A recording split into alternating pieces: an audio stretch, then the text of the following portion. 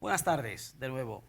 Tenemos aquí la entrevista premium al maestro Lorenzo Vargas Lenchi, profesor de Biología, catedrático de la Universidad Autónoma de Santo Domingo, aspirante al cargo de vicerrector de Extensión para las elecciones que se van a celebrar en junio del año que viene, ya 2022, falta poco para esto. Y tenemos el honor de tenerle aquí en la tarde de hoy para discutir algunos temas que tienen que ver con lo que es la academia, la universidad, lo que es la extensión, que es como muchas veces se ha llamado la cenicienta de las vicerrectorías, porque es muy poco conocida. Y queremos que el maestro nos explique cuáles son sus proyectos, cómo ve la universidad, cómo ve la pandemia, muchas cosas que vamos a discutir en la tarde de hoy. Con ustedes, aquí está el maestro Lorenzo Vargas Lenchi. Muy bien, muchísimas gracias, Santiago. Muchas gracias a ustedes y agradecido también a este público televidente que está conectado con este maravilloso programa. Así que estamos a sus órdenes. Bien, doctor, saludándole formalmente. Doctor, la universidad está de aniversario. Pasado miércoles se celebró el aniversario de la universidad. ¿Cuántos años? 483. 83, el jueves, sí. Correcto, el jueves. Sí, sí. Y sabemos que hay elecciones en la UAS.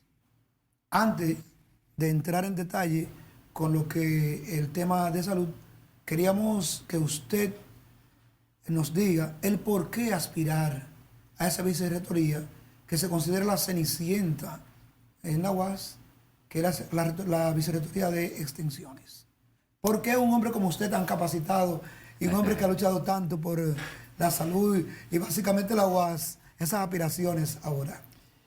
Bueno, porque esa vicerrectoría requiere de gente capacitada. Realmente es así. La UAS tiene, ya sabemos, 4 vicerrectorías, una de docencia, una de investigación y posgrado, otra de administración y finalmente la de extensión. Sin embargo, la UAS, como la inmensa mayoría de las universidades del mundo, por definición filosófica, tiene 3 grandes filosofías. Se basa en 3 grandes estructuras. Es una mesa de 3 patas la universidad. Y esa mesa de 3 patas realmente se enfocan a docencia, investigación y extensión. Es decir, que al hablar de universidad estamos hablando de extensión. Porque conforme han ido ocurriendo revoluciones académicas, revoluciones culturales, se fue rompiendo con ese enfoque de que la universidad era una entidad de élite cultural que incidía en la sociedad de manera vertical. Una supraestructura que incide verticalmente en la sociedad, colocándose por encima de todo. Es decir, nosotros somos el saber, el resto es lo que sea. Pero no, la extensión comienza a ubicar a la universidad, me refiero a las universidades con un sentido, un criterio de tal. La extensión comenzó entonces a ubicar a la universidad en un plano ya más horizontal, que implicaba abrirse a la sociedad, pero no solo para llevar, no solo para dar, bajo el concepto anterior de que nosotros somos el conocimiento y ustedes son la ignorancia, no, sino con el criterio de que yo llevo y me nutro de ti, también traigo de ti, y yo te doy, tú me das. O sea, una relación universidad-sociedad basada en un flujo continuo, constante de saberes, de información, de conocimiento, a los fines siempre de producir cambios, a los fines de producir mejoras, sea en la sociedad, sea en la universidad, porque las universidades aprenden de las sociedades. ¿De dónde más podría nutrirse una universidad que no sea de la sociedad, que no sea de la humanidad, es decir, de mi contexto local como del contexto continental o mundial? Entonces las sociedades sí dan, por supuesto que dan. El conocimiento que es la plataforma sobre la que descansan las universidades del mundo, es posterior al saber. Los saberes son anteriores. Y los saberes se generaron en las sociedades, en los pueblos, aún en los pueblos carentes de escuela, porque la escuela es una estructura cultural relativamente nueva, joven, en relación a lo que es el desarrollo evolutivo tanto de los seres humanos como de las sociedades. Así es. Entonces los humanos fueron acumulando saberes de generación en generación, aún sin lenguaje, aún sin palabras escritas. Y ese tipo de saber es lo que va permitiendo que la humanidad se vaya organizando, no solo socialmente, sino también económicamente y políticamente. Y luego aparecen las estructuras educativas. Por lo tanto, ¿qué hacen las estructuras educativas? Tomar esas enseñanzas, esos saberes, sistematizarlo y darle entonces un sentido aplicativo, por supuesto, basado en verdades objetivas. Las debilidades de los saberes, entonces la universidad se ocupa de darle un sentido objetivo conforme a la verdad científica, ¿no? Algo importante, doctor. Y en ese sentido, por eso, la extensión implica que la universidad lleva el saber científico al tiempo que aprende de los saberes empíricos de la sociedad, de la gente, como también de las organizaciones y hasta de las estructuras políticas. Aprende. Es un flujo que permite garantizar ese proceso de aprendizaje, desaprendizaje para volver a aprender. Así es. Algo importante, doctor, sabemos, la clasificación de los amigos televidentes, que usted habla de otro tipo de extensiones, no la extensión misma que se ha luchado tanto, de extender las universidades a los pueblos, para que usted nos explique la diferencia entre una y otra. Sí, bueno, en el fondo no hay diferencia. De hecho, que haya un centro universitario en Barahona, que antes, es cierto, antes le llamábamos extensión, la extensión de la UAS en Barahona, correcto, la extensión de la UAS en San Francisco, la extensión de la UAS en Higüey, que fueron las primeras. Era así como realmente las llamábamos. No se llamaban, su nombre nominal no era extensión, pero en términos prácticos lo era. El de San Francisco era el Centro Universitario del Nordeste, CURNE, ¿no? Sin embargo, era una extensión. ¿Por qué extensión? Bueno, porque, de nuevo, el enfoque de centro, el enfoque vertical de que todo lo concentro en la sede, en una sede única, porque yo soy el centro, soy el corazón, se rompe. Y entonces, en lugar de estar todo en la ciudad capital, desplazo un brazo o desplazo una pierna hacia San Francisco como institución. En ese sentido, en términos geográficos, en términos físicos, hay un desprendimiento, digo un desprendimiento, me refiero a una descentralización, que implica la extensión misma, de la universidad hacia San Francisco o hacia Barahona o hacia Santiago o en fin, hacia donde sea el caso. Es la expresión de eso. Por ejemplo, durante muchos años fueron 3. Luego llegaron otras, Santiago, Baní, Bonao. Pero ¿cómo surgen esas extensiones? Vamos a llamarle así. Sí. Esos centros universitarios, ¿cómo surgen? En base al reclamo de la sociedad. Normalmente es el reclamo de la sociedad. Los presidentes de República Dominicana dan cuenta que cuando van a los pueblos a escuchar lo que la gente quiere, sus necesidades, sus urgencias, sus prioridades, la primera es una extensión universitaria. Así es. Entonces, justamente por desplazamiento de venir entonces, a la ciudad. ¿qué te dice eso? Bueno, claro, yo quiero que el conocimiento científico llegue a mí aquí. Yo no quiero enviar mis hijos allá.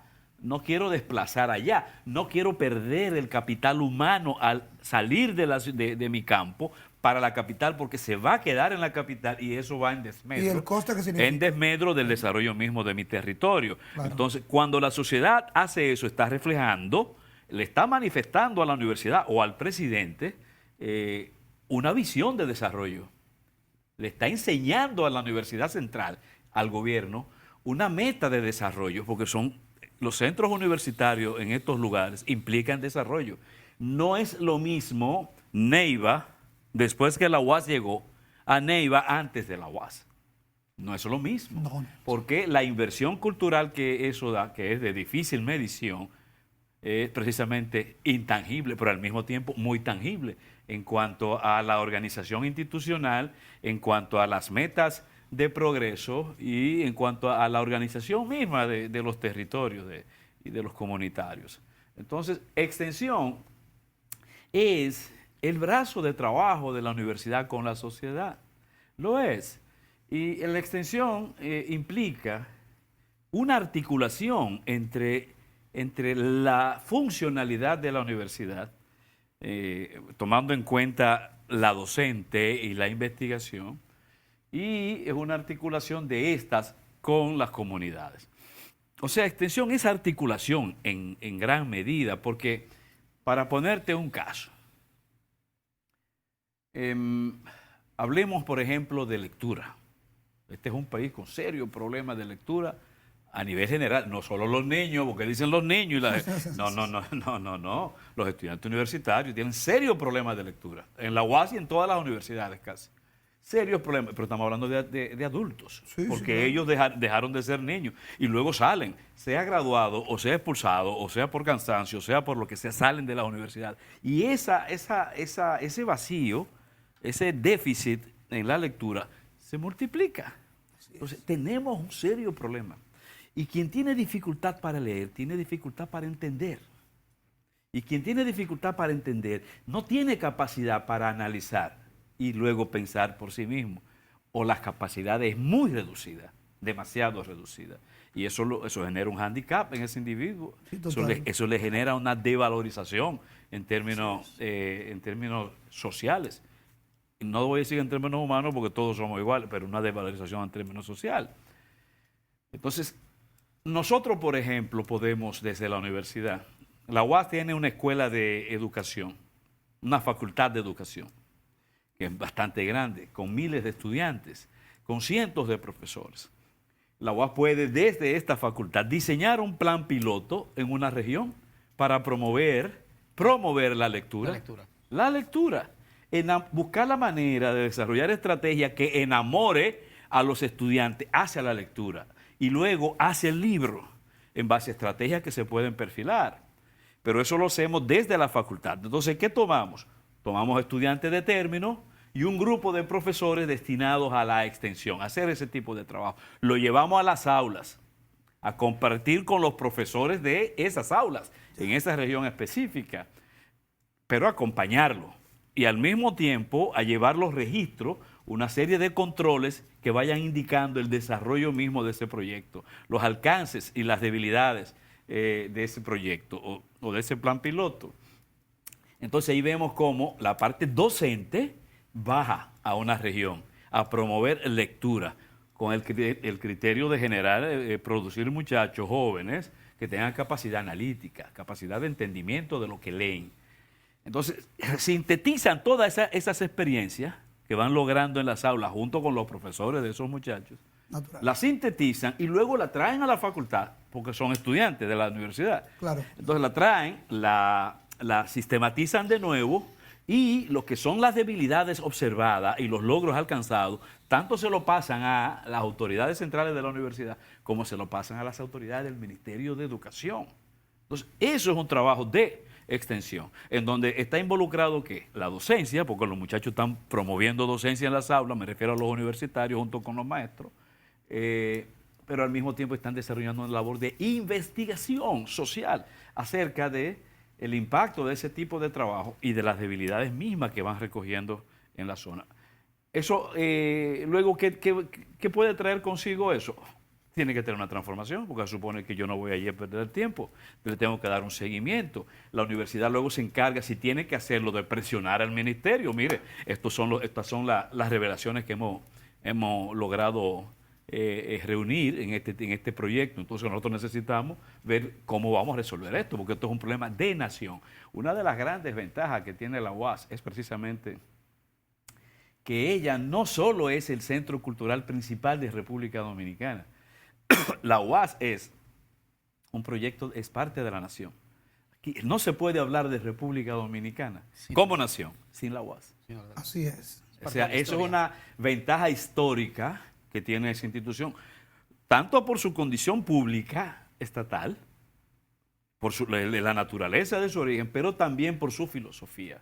Entonces, extensión, para sintetizarte, se ocupa, he tomado un simple caso de ejemplo, de ese flujo. Yo llevo, trato de mejorar, aprendo lo que ustedes hacen, lo sistematizo, luego lo transformo lo que se tenga que transformar, lo sintetizo en una política y mejoramos. Y así va a ocurrir en medicina. De hecho, la mejor extensión que la Universidad Autónoma de Santo Domingo ha hecho, ante todo en los años 70, que es cuando nace ese espíritu de extensión, finales de los 60 y en los 70, fue a través de medicina. Y allí en medicina se crearon 2 grandes grupos formados por estudiantes de término y dirigidos por profesores universitarios. Uno de esos grupos era llamado el Fran Díaz, creo, y el otro llamado Mateo y Mateo. Eran 2 muchachos que murieron en la lucha de defensa de la universidad, en la lucha por un aumento presupuestal. Muchos estudiantes de medicina que fueron asesinados en esos procesos. Llevan esos 2 grupos los nombres de ellos. Pero estos grupos, ¿qué hacían? Lo mismo que estoy diciendo.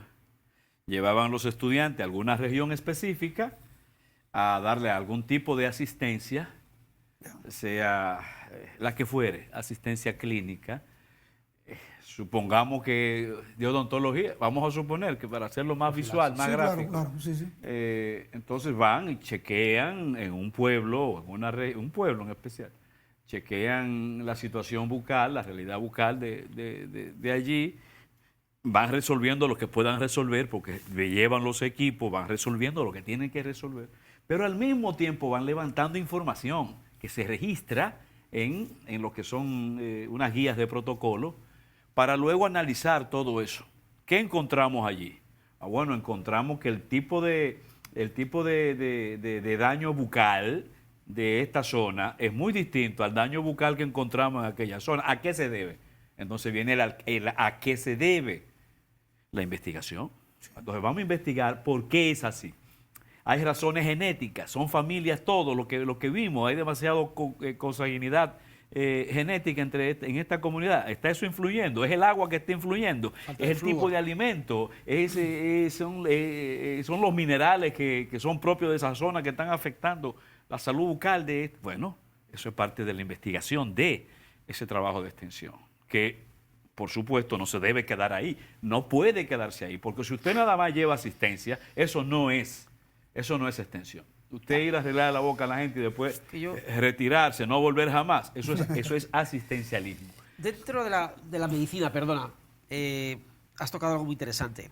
Cuando hacíamos operativos médicos, que todavía lo seguimos haciendo, los que estamos en esto, veo que pasa eso bastante. O sea, vamos a una comunidad, hacemos el famoso operativo médico, donde damos asistencia, donde repartimos medicinas, donde hacemos diagnósticos, claro, dentro de lo que se puede, porque claro, no vas a hacer una cirugía allí en el medio de la nada, ¿no? Claro. Pero lo importante es tener, la gran palabra, una retroalimentación de todo esto. O sea, tú analizar todo esto, investigarlo, como estás diciendo, y luego regresar a la comunidad ya sabiendo... Con propuestas y soluciones. Con una solución del problema. No vengo aquí, reparto medicinas, como quien reparte caramelos, y me voy y me olvido, porque es casi como que estás cumpliendo... Eso es clientelismo universitario. Claro. El clientelismo político que vemos en los partidos sí. Se ha reflejado. Sí. No es solamente en la universidad. Se ha extrapolado. Sí, no solo en la UAS. Todo el que hace eso, que lleva ese tipo de servicio, es clientelismo. Sí. Quizá con buena fe. Pero usted no está resolviendo el problema. Eso es parcial. En 2 años tendrá el mismo problema o peor. O antes. La universidad no puede tener ese tipo de evento. Debe de atender. Debe de darle asistencia, pero tiene que llevarle los instrumentos para que eso no se repita de manera permanente. Se apliquen políticas preventivas o políticas curativas permanentes, pero ya de la propia comunidad, sea a través de los recursos profesionales que tenga la comunidad, o sea con recursos que la misma universidad ayude a formar de manera quizás provisional en lo que el Estado atiende lo que tiene que atender, ¿no? Bien. Pero es así. Por ejemplo, lo más común cuando se habla de extensión en los últimos tiempos es ver un acto artístico, los grupos artísticos de la UAS, que van a los Tres Ojos o que van a Ojo de Agua en Salcedo. Un grupo artístico, la rondalla o la danza folclórica, lo presentamos, vamos allí, muchos aplausos, genial, el nombre de la UAS, me voy y ya. Eso no es extensión. Eso es eso es un acto artístico. Una entretención. Es un acto artístico, Ya. que no es malo, pero no cae dentro del concepto de extensión, porque eso hay que hacerlo. Y siempre lo hizo la UAS. Y le dio a la UAS un perfil de pueblo, un perfil de vínculo social que ha sido imborrable en la mente de la gente, especialmente en los pueblos. Pero la tarea era también hacer ¿qué? Dejar formados los grupos de teatro, los grupos de danza folclórica. En la zona. O sea, yo llevo una obra de teatro y estimulo, y llevo 2 tal vez o 3, y estimulo a la gente. El teatro me gustó, qué bien. Entonces, claro, usted identifica a la gente que siente identidad con el teatro.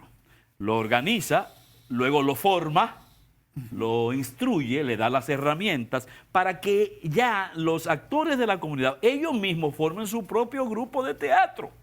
Ellos mismos forman su propio grupo de folclore, de danza folclórica, y al mismo tiempo eso va a tener un efecto multiplicador, porque el primer grupo se va a encargar de formar o de estimular la creación de otro grupo en el barrio siguiente o en la comunidad siguiente, con la asistencia o el acompañamiento de la UAS, porque ese vínculo no se rompe. En esa perspectiva de trabajo permanente, de trabajo orientado a generar crecimiento en las comunidades, crecimiento humano, crecimiento social, crecimiento en valores, pero promoviendo protagonistas, no promoviendo actores pasivos, promoviendo protagonistas. Esa es la extensión.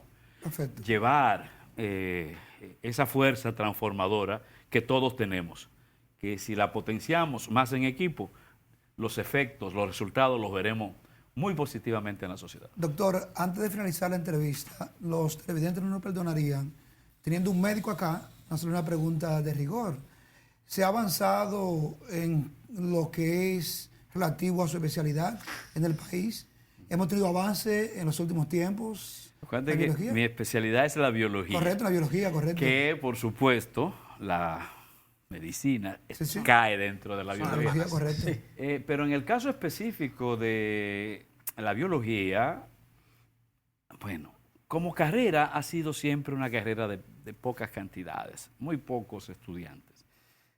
Eso desde que se fundó. Yo soy quizá de la tercera promoción desde la formación de la carrera y siempre han sido menos de 100. Ahora hay más de 100, por suerte. Ahora hay un crecimiento por muchos factores, más nivel de conciencia, hay más nivel de conciencia social, mejor entendimiento, por ejemplo, de nuestra relación con el medio ambiente.